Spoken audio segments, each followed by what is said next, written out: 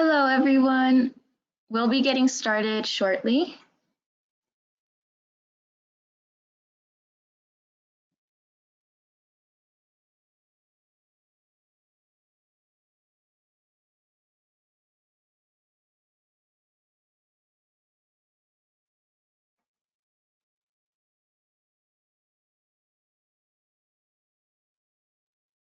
Okay, so I'll just give about 1 more minute until we have a few more attendees.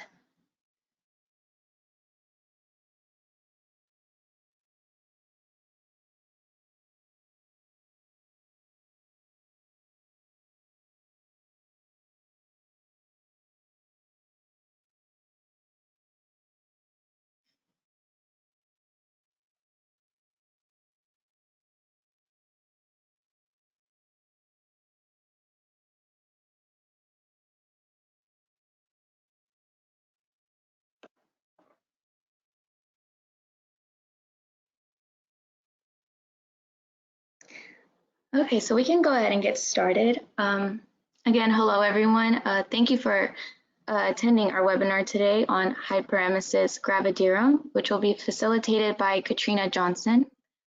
My name is Karina Kaliba, and I am the VISTA Educational Program Associate with Healthy Mothers, Healthy Babies Coalition of Georgia, and I'll be the moderator for the talk today. So just a bit on what this organization is about. Healthy Mothers, Healthy Babies Coalition of Georgia, or HMHBGA, has been around since 1973.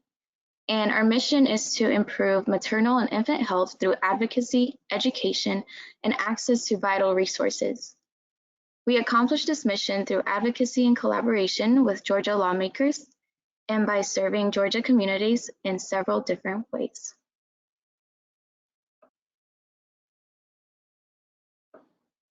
Okay. So we are excited for Katrina Johnson to lead our session today. Katrina has been a nurse for 38 years and has worked in the medical, surgical, ICU, and post-surgical units, but she has always loved maternal child health. Maternal child nursing is her passion, and she wants every woman to have a great experience as she brings a new life into the world. Katrina has served in the nursing roles of nurse manager, assistant nurse manager, and educator. She's currently employed at Huntington Hospital as a perinatal safety nurse, and she's also an adjunct professor at West Coast University. Katrina has been an active member of Association of Women's Health and Neonatal Nursing for the majority of her career and was recently elected to the board of directors. In her spare time, she enjoys reading, traveling, cooking, wine tasting, and relaxing with family and friends. So with that being said, I do want to ask that you please familiarize yourself with the question box. We will be using the last 10 minutes of the webinar for any questions that you may all have. So with that, I want to turn it over to Katrina Johnson. Hello, everyone. It's my pleasure and honor to give this presentation on Hyperemesis Gravidarum. It's one of those things that happens in pregnancy, not that often, but is very impactful to the pregnant woman, her partner, and her family's life.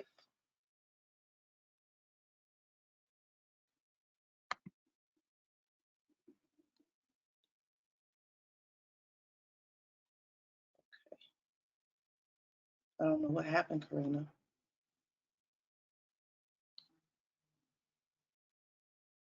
So, Karina, the slides are not moving. I'm sorry. Okay, next slide. So when at the completion of this presentation, the participant will be able to define what hyperemesis is, discuss the causes of hyperemesis, differentiate between morning sickness and hyperemesis, how hyperemesis can affect your newborn baby or fetus, understanding the treatments for hyperemesis, identifying resources, and creating your own support system when it comes to dealing with hyperemesis. Next slide. So I wanted to start off this presentation with a little video. It kind of puts us in the mind frame of what's going on with hyperemesis. Okay, get started.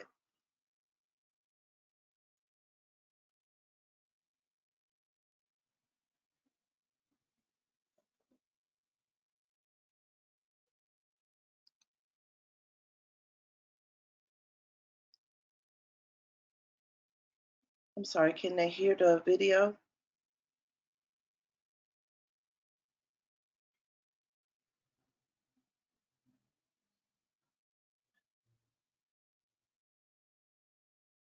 Karina, you may have to let me share the video so it'll share my audio on my computer.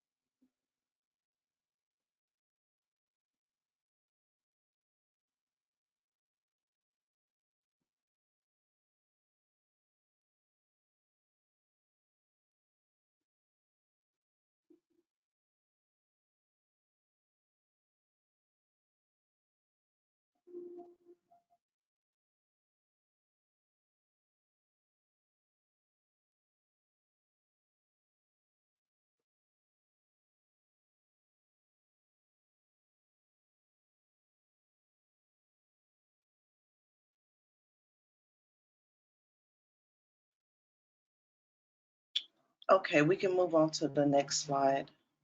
I'm not sure if the audience heard the video or not.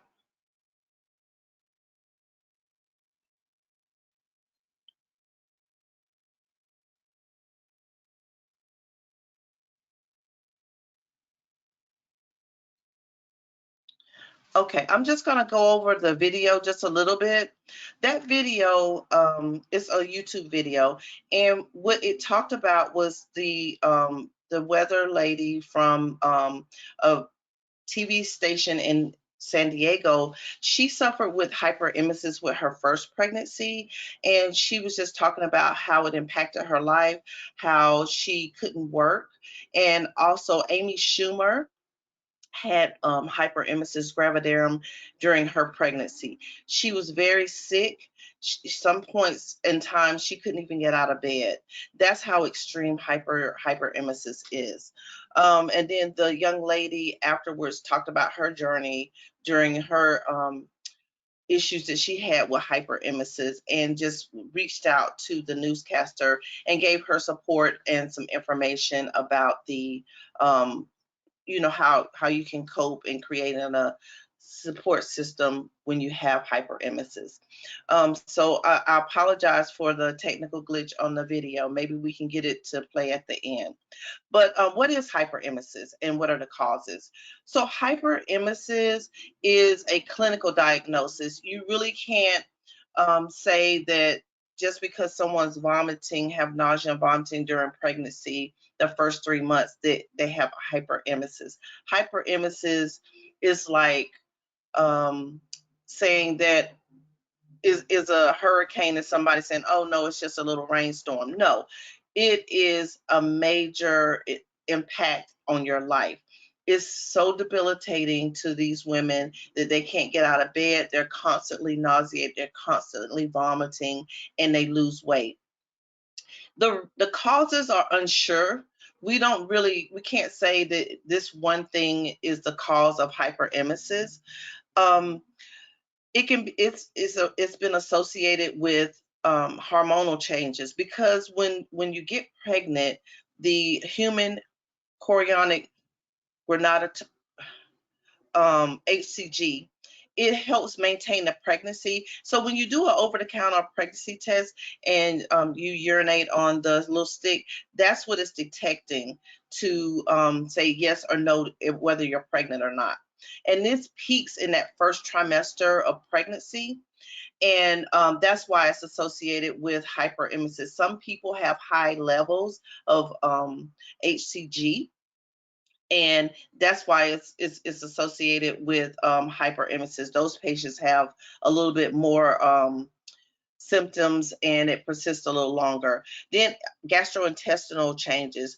The sphincters relax during pregnancy, and you most of the time women in the first trimester, after that first trimester, they get over the vomiting, but hyperemesis usually persists longer than that first trimester. And with the relaxation of the gastrointestinal tract, that promotes vomiting also. And then genetics. Some people are just prone to nausea and vomiting, and there are other reasons why. Some people are very anxious, stressed, vitamin deficiencies. So we're going to go on and talk about some of these things a little bit more in depth. Next slide.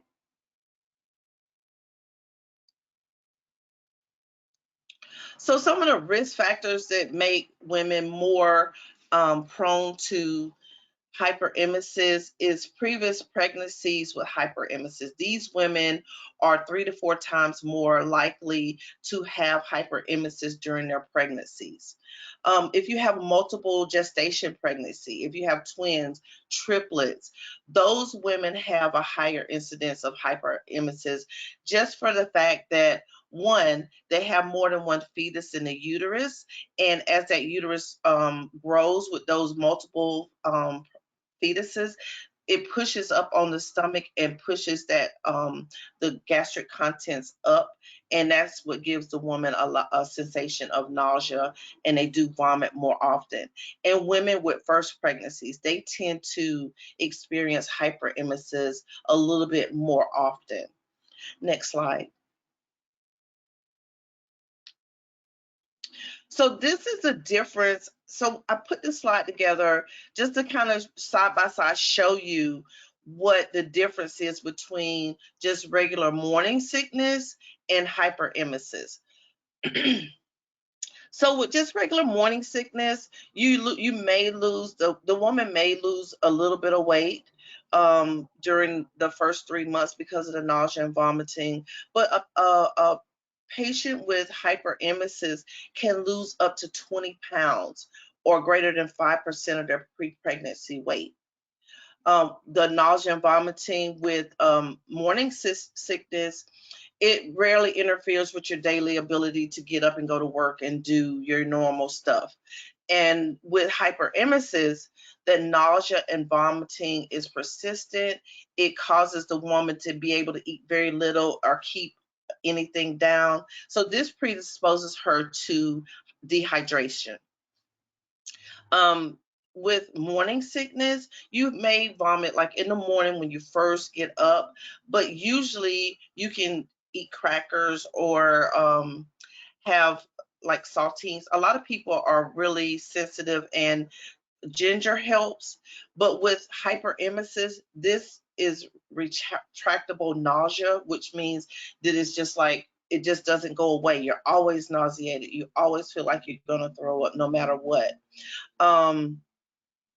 And you may even throw up to the point where you have bile in your emesis, and that can cause gas irritation in your esophagus. Some of the traditional remedies, like eating crackers before you go to bed, before you get up, those type things, that's what helps just regular morning sickness. With hyperemesis, these patients, none of that helps them. they can have crackers or drink ginger ale or do those little home remedies, and it really doesn't help. These patients require hydration through an IV to help ease their dehydration and some of the symptoms. And typically with morning sickness, these patients get over the morning sickness, right at the beginning of that second trimester. When they're like 4 to 5 months, the nausea subsides, the vomiting subsides, they start to feel a little better. But with hyperemesis, this can go on for the entire pregnancy. These patients are more prone to depression, anxiety, because a lot of times they feel like they have done something wrong. But the thing is that as healthcare providers, we have to help them to see this as just one of those processes that happen, and unfortunately, they may have hyperemesis. So next slide. So what about the baby? How does hyperemesis affect the fetus? Next slide. So some of the complications that happen with the fetus, a lot of them are due to deficiencies in nutritional nutrients that are essential for fetal growth. And because this happens in this first trimester, coming into the second trimester, sometimes these patients, they they just know that they're pregnant and may have not have gone to the physician yet to see their provider. They may have only done a home pregnancy test. So they are like in that little gray area. And that's why it's really important for us to have these talks like this to get this information out to everyone. So these patients are more prone to early delivery, congenital heart disease, integumentary abnormalities, low birth weight, undescended testicles, hip dysplasia, neurodevelopment sequelae, skeletal malformations, perinatal death, behavior or emotional disorders, and sensory process disorders. So these babies, because of the nutritional deficiencies in mom because of hyperemesis, they are more prone to these disorders.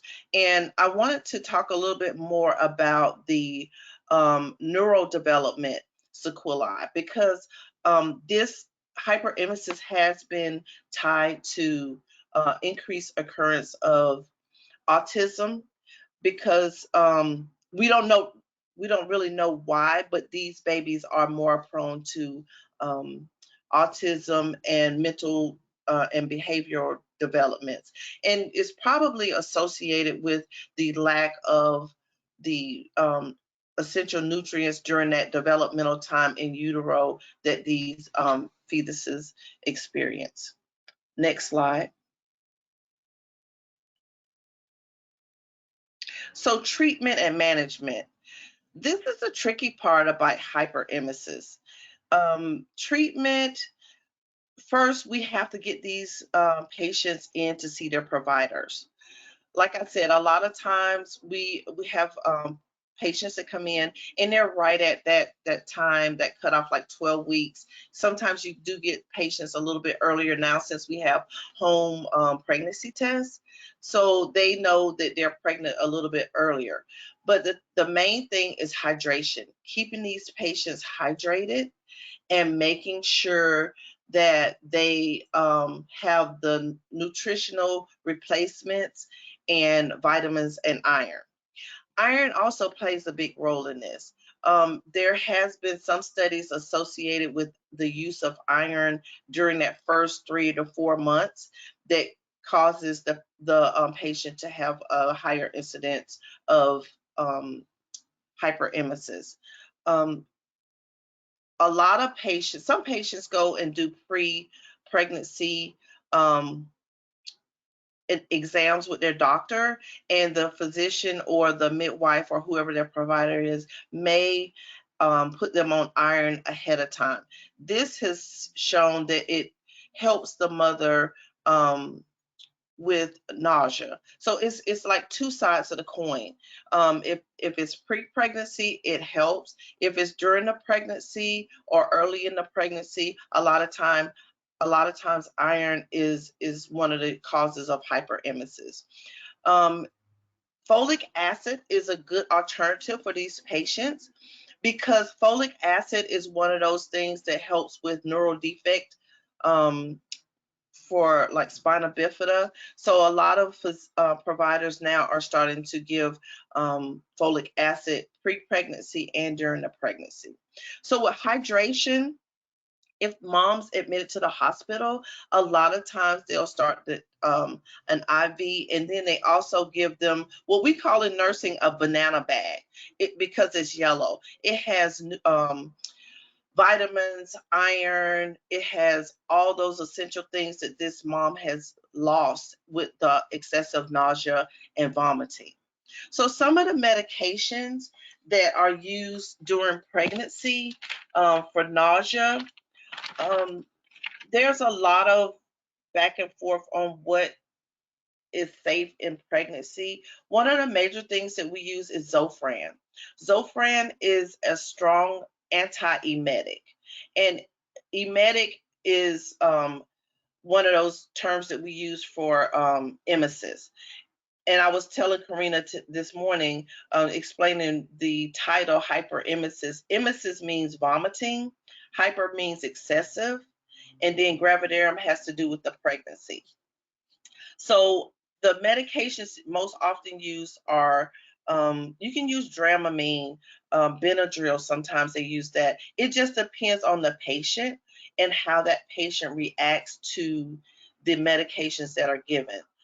Sometimes they go through the whole gamut of medications, and just have to really follow those patients closely. Natural remedies. There's a lot of people that are into homeopathic remedies. A lot of times you can have a herbalist that can help with finding those right herbs that help with nausea and vomiting. But I just know that ginger is very good. They have all kind of ginger teas and supplements that you can use. They even have ginger chews. I have had patients that had excessive nausea and vomiting that use these ginger chews that you can get them from like Whole Foods or somewhere like that. That really help with nausea. The replacement of vitamin B6 is also another medication or vitamin that you can use to help with nausea and vomiting, and also as a replacement, because there has been studies looking at vitamin deficiencies, and vitamin B is tied to hyperemesis. Next slide. So some of the resources that we have for our patients is the HER Foundation. And I put the scan code up there if you want to take a picture with your, well, not take a picture, we'll scan the scan code with your phone, your smartphone, and you can go straight to HER Foundation. The HER Foundation is very impactful, and it helps patients have a resource where they can go out and look at different treatment plans. And unfortunately, because of some of the structural racism and structural obstacles that happen in the healthcare system in the United States, some of our patients don't get that early access to care. And we have to be mindful about when those patients present, really listening to them and making sure that we hear what they're saying and acting on it as healthcare professionals, even family and friends. This is one of those things that it takes a village to support this woman during this time in her life, because these women have increased depression, anxiety, thoughts of suicide, because this is debilitating. You can't move, you can't get up. Just think about it. If every day that you wake up, you're nauseated and you're vomiting, just think how impactful that is on your life. There have been patients that have lost their jobs, their homes, just their ability to function day to day. And we think about our patients with other children, they are affected also. So the Her Foundation is great. Is a great foundation for these moms as a resource. They kind of give them those tools so they can ask the right questions when they go to their providers to make sure that they have all the treatment and information that they need to maintain their pregnancy. With hyperemesis, a lot of times these patients are more prone to miscarriages because of the vitamin deficiency, the nausea, the vomiting, and the pregnancy just, sometimes it ends abruptly because of the nausea and vomiting. So creating your support system and resources, the Her Foundation is one thing, and then family and friends. Just talking to family, friends that you have, other women who have had hyperemesis in the past, things that, those stories that they share. Storytelling is amazing, and it helps people to understand what is happening and how they can cope. There are some community resources that are available. You can look online, but like the March of Dimes has some things on hyperemesis. There are a lot of academic um, information online with articles and different things. And a lot of times we have to support our patients with additional education so they know what their resources are. Next slide. That ended really quick.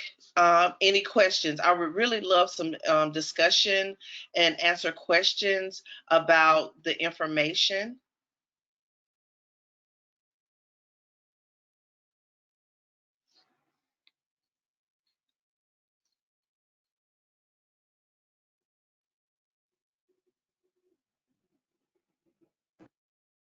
Karina, I'm gonna see if I really would love for them to see the video. I'm gonna see if I can pull it up on my side and share, if I could. Yes, I can let you share your screen. Okay, hold on just a second. Let me see if I can get back to it.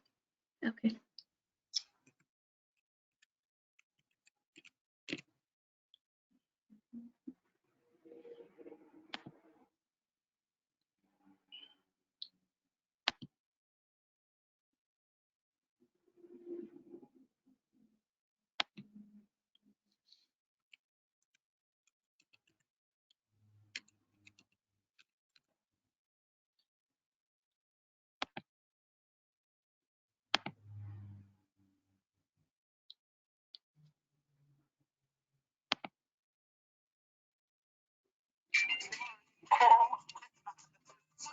So these are requisite shoes. You don't tell, you don't pull them up. Many women experience morning sickness. Okay, I have it up on my screen. Just let me know when I can hit play.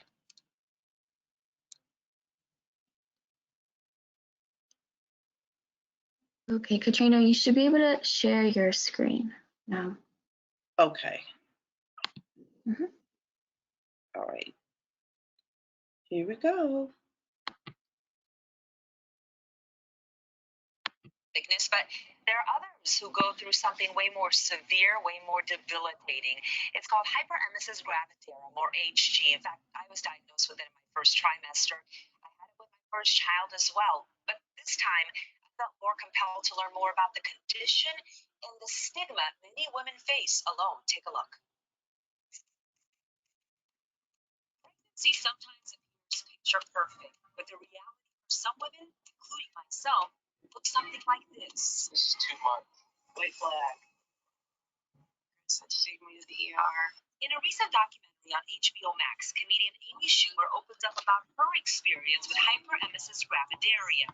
Acute morning sickness, which in her case seems to be all-day sickness. Kate Middleton, the Duchess of Cambridge, struggled with it in all 3 of her pregnancies. It's like calling a hurricane a little bit of rain. It's not the same thing. Dominique Albrecht knows all too well. This San Diego mother of 2 beautiful children endured it during both pregnancies. I think there is a misconception that hyperemesis is morning sickness, but it's not. It's severe, debilitating nausea and vomiting that has a significant impact on a woman's life. And it's the reason Albrecht contacted me after I mentioned my diagnosis on the morning show. You've known about this for a couple of months now because of just how sick this baby has been making me, hence while I'm working from home. I wanted to reach out to you and let you know there's resources available, that you are not alone. It sometimes can be a very isolating condition. Dominique had never heard of hyperemesis until she found herself in the emergency room during her first pregnancy. She passed out from severe dehydration.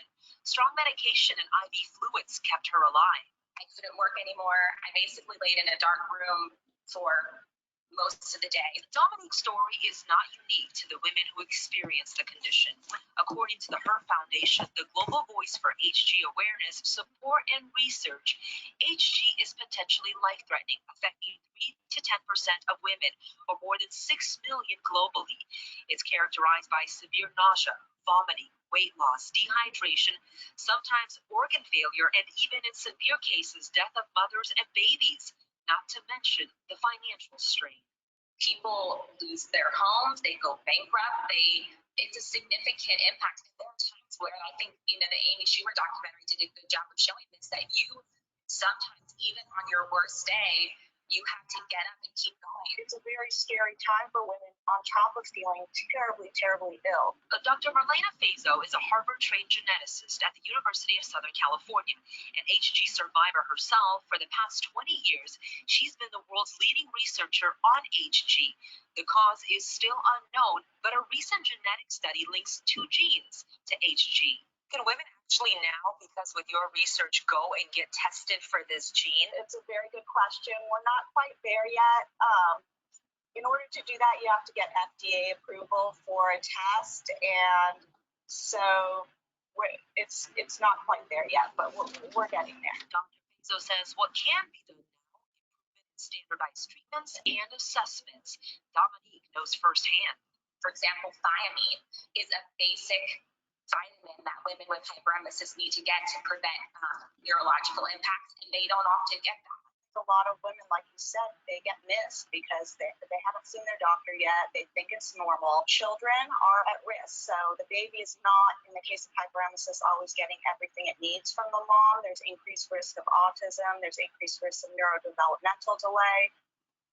And Dr. Fazo hopes that one day there will be a drug safe and effective enough to help women get through it. Right now, there is medicine available, but it doesn't always help with the nausea and vomiting. There's also an HG Care iPhone app for expecting moms. It tracks symptoms and sends out an alert if it's time to have a serious conversation with your doctor. So, Eric, the first time around, my doctor put me on Zofran. Zofran is a strong drug that they give to cancer patients. This time around, my doctor was like, suggest it because it's not safe. So, and then there was another pill. It did nothing for me. So also another note too, that some women don't go on to have more kids if their first experience was so bad. Yeah. That's why I kind of waited 4 years. Because, I'm like, I don't know if I want to do this again. Boy, when you start seeing the effects there, organ failure and even death, this is something that needs to be talked about more. So I'm glad you're bringing this to light here. Feel a lot better now, right? Yes, a lot better. Feel better. For some women, this goes on all 9 months, and I do want to let women know that you're not alone. Please head to the Her Foundation. They have so much experience there and so many resources for you ladies out there. You're a champ. Hang in there, Stella. If you struggle to lose weight, you... Okay.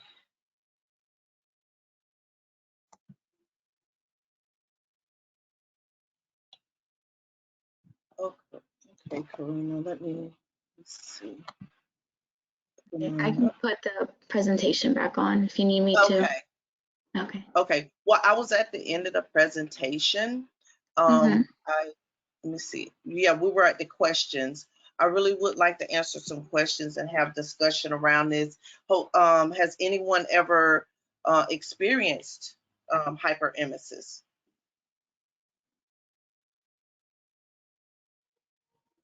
Okay.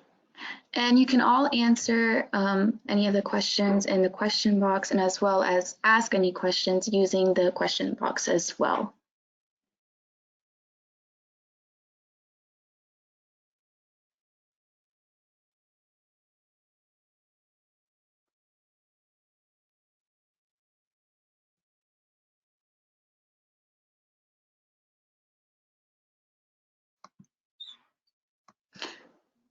Katrina, so I do see a question from Tracy Johnson.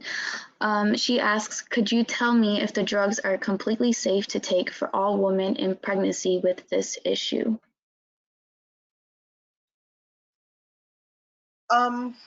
There's no exact answer. Some women don't respond to certain medications, and she mentioned Zofran. We use Zofran a lot in the hospital with pregnant women. It's truly how much you use, how often, and looking at the long term, how long this patient is going to be on it. Usually they try not to give the patient Zofran from the beginning. They start with like Dramamine, Benadryl, those type things before they get to the heavy hitters like Phenergan, Zofran, Compazine. Those are some of the other medications that are given in the hospital or over with prescription to patients. The side effects and the long-term things is the amount used. So they're used sparingly. They try not to give any more than the patient needs, but some patients need it throughout the whole pregnancy, unfortunately. Did that answer your question?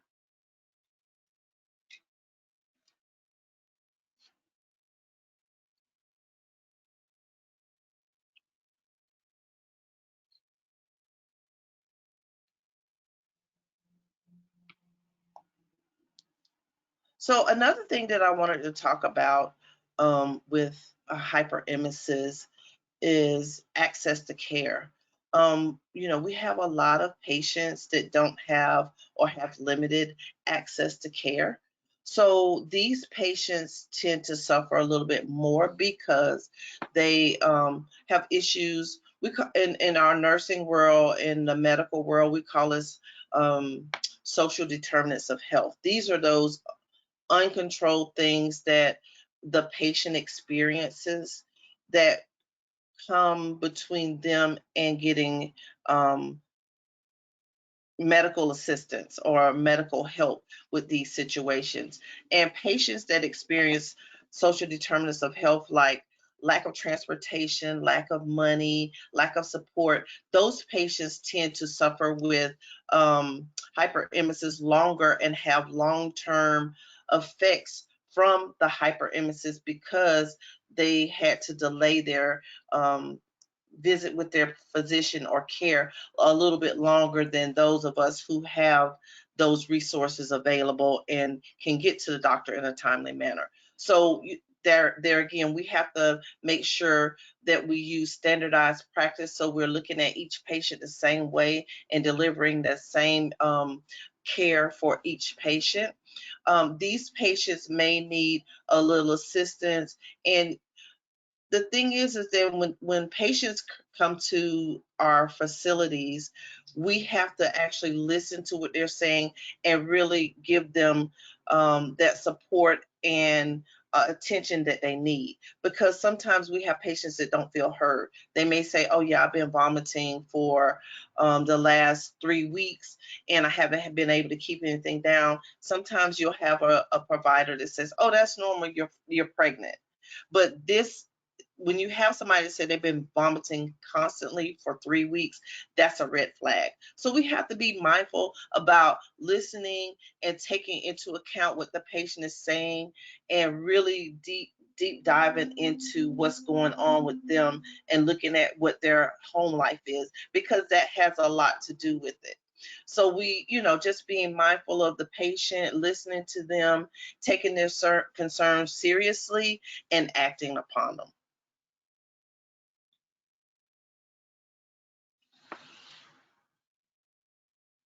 Thank you, Katrina. And we do have another question from Sally Branch. She asks, what are the criteria for diagnosis of HG? The criteria is weight loss, then also looking at lab work. If the patient has lost greater than 5% of their pre-pregnant weight, then in conjunction with abnormal labs like their electrolytes, their potassium is off, their sodium is off, because all of these things, when you throw up, you lose those essential electrolytes, and they start to diminish, and you can have negative things that happens with your body at that point. So it's a mix between weight loss, looking at lab work, how much, just tracking how much this patient is vomiting, looking at how their hydration status, if they're dehydrated. If you pinch your skin, like on your hand, just pinch it, it goes down really fast. A patient that's dehydrated, if you pinch their skin and let go of it, it kind of stays in that little pinched position for a few seconds, and then it kind of goes down. All of those things play into this. So it's like I said, it's just not one thing that we can look at. It's the whole progression of how this patient presents and how long this has been going on.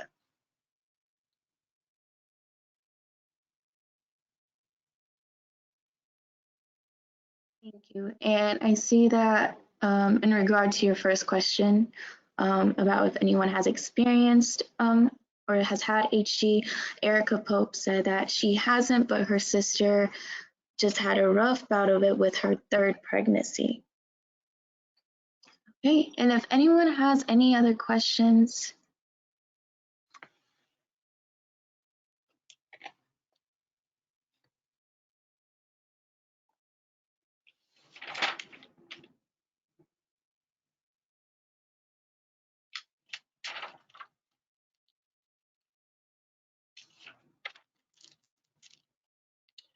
I have a question for the audience. If you encounter a friend or a family member that has this pregnant and is having persistent vomiting, would you feel comfortable, helping them get assistance and knowing where to go to get that assistance?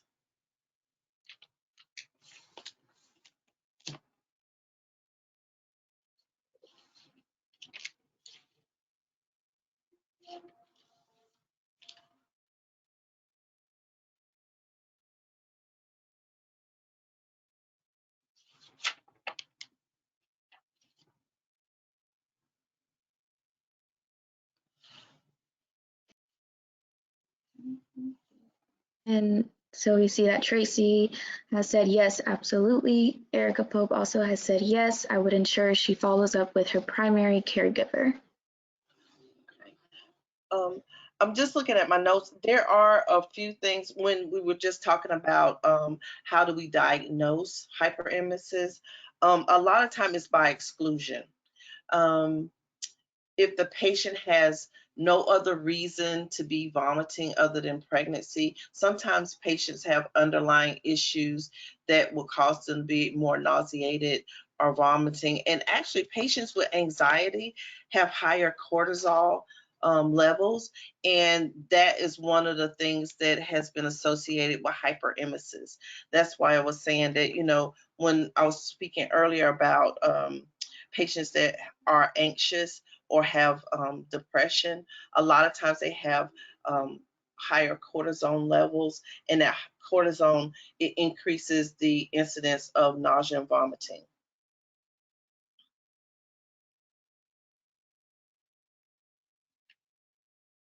Some of the other treatments that are really good that the homeopathic or holistic treatments are acupressure, acupuncture, and then electrical nerve stimulation. So personally, I like electrical nerve stimulation because basically what it does is that it kind of when you put them on, it's like a TENS unit, and it like on your shoulders, and it just keeps firing the muscles, and they get relaxed. And sometimes that helps patient. Even acupressure, there are pressure points on our bodies that are associated with different organs in our body. So when you push on those or give a certain amount of pressure, it relieves that nausea. I think the nausea in your hand is between your thumb and finger next to it. If you just push in the middle, like right next to your thumb, in between there, and just hold pressure, um, there's been evidence that that helps with nausea because that area is connected to your stomach. There's other places on your feet. There's a whole chart of acupressure that you can look at, and it helps with pressure points that you can use to eliminate nausea, vomiting, those type things. And for those that are afraid of needles, acupuncture is not bad. I'm a needle phobic myself, and I had it done, and it actually does not hurt.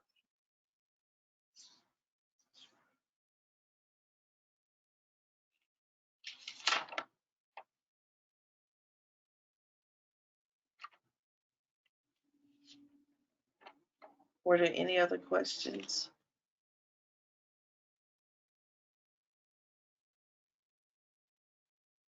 I have a question, Katrina. Uh-huh. How likely are providers to maybe recommend like the homeopathic treatments for women?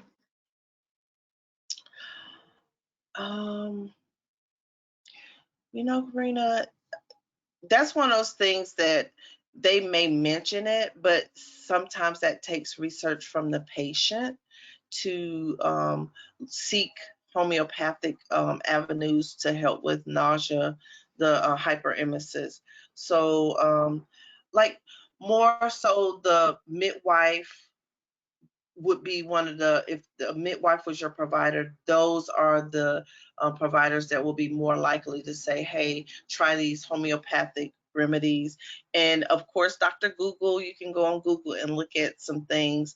The thing what we have to do is make sure that we run whatever we're doing by our provider.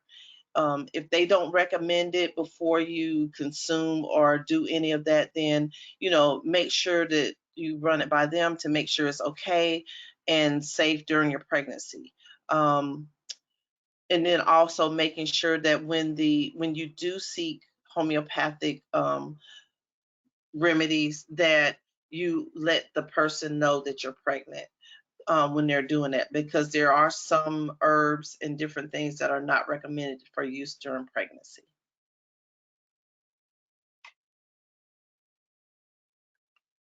Thank you, Katrina.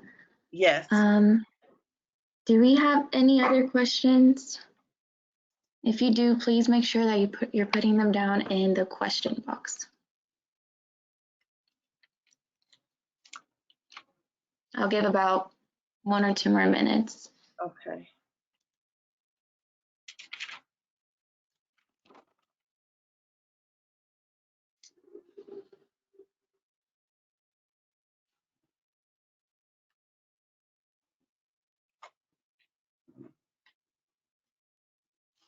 Okay, and Tracy asks, will we have access to the presentation after?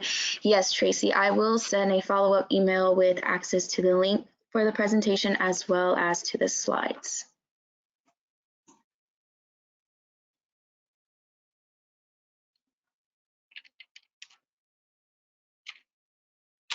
Okay, and there is a question from Sally.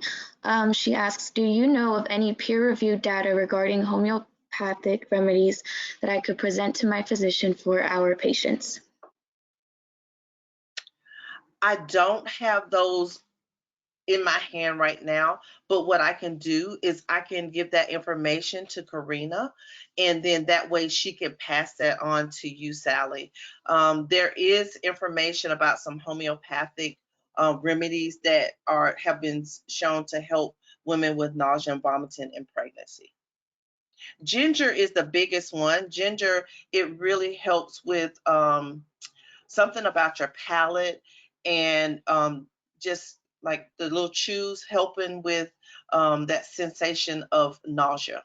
It kind of like numbs it, because if you've ever had ginger, in just raw ginger, it's kind of tingly. I don't know if that's the right word to use, but if you're chewing just a little bit of ginger, it's like that hot feeling, and I think that sensation, it kind of numbs down the nausea.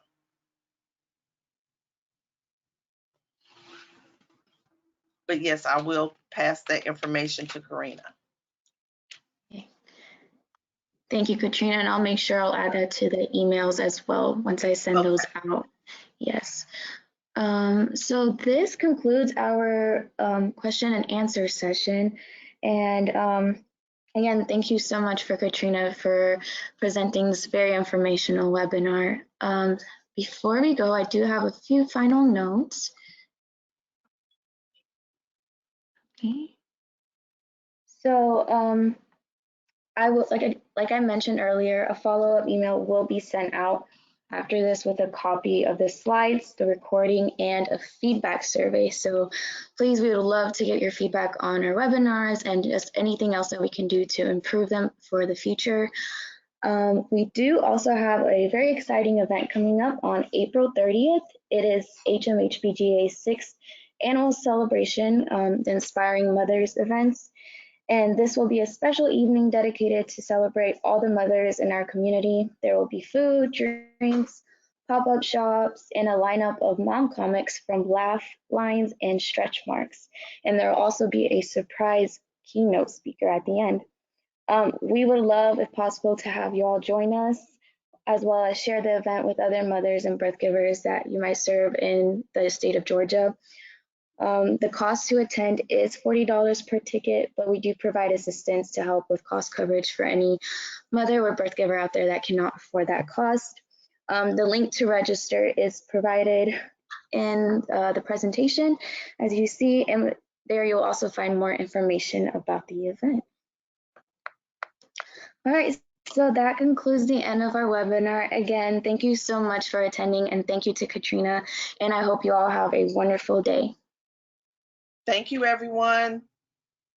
Thank you.